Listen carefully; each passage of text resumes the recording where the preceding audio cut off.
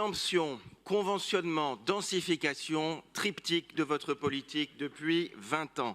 Point de nouveau paradigme, c'est au contraire une continuité ou plutôt une accélération.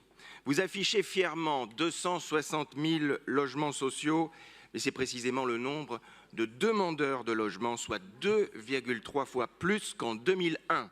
Tout ça pour ça. Vous approchez des 25% fixés par la loi. Mais comment y parvenez-vous? Par une forme de prestidigitation, on prend du logement libre et on le transforme en social, mais au bout du compte, rien n'est créé. Pour être exact, sur les 110 000 logements sociaux financés à Paris depuis 2001, 49 945 sont des constructions neuves, soit nettement moins de la moitié.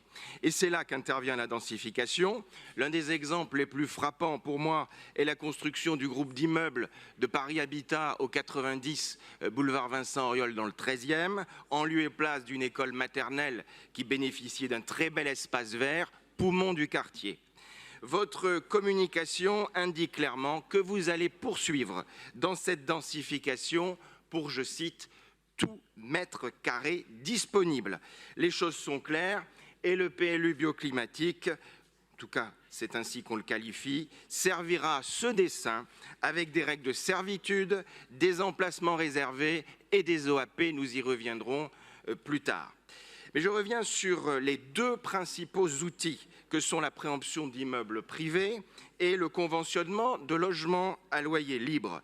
Votre politique de préemption déjà massive va devenir encore davantage, vous parlez en effet d'amplification, et cela passera par deux moyens, vu que la ville est endettée de plus de 10 milliards d'euros, notamment à cause des préemptions passées dans des immeubles extrêmement chers pour des motifs purement idéologiques.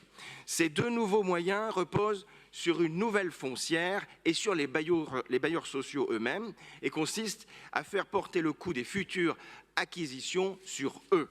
Cette nouvelle dette ne sera donc pas dans les comptes de la ville, mais garantie par elle, ce qui n'est pas loin de revenir au même. Au final, vous allez poursuivre et même amplifier votre politique de raréfaction du foncier privé. Il est assez cocasse dans votre introduction de dire que la réalité du marché immobilier complexifie votre action, alors que c'est précisément le contraire. C'est votre action qui complexifie le marché et conduit à cette inflation des prix que vous dénoncez. Par ailleurs, nous avons largement critiqué le procédé de conventionnement de dizaines de milliers de logements qui ont été retirés du patrimoine des bailleurs sociaux pour les classes qui étaient des logements attribués aux classes moyennes. Après, c'est assez hypocrite de pleurer sur la fuite des familles issues des classes moyennes.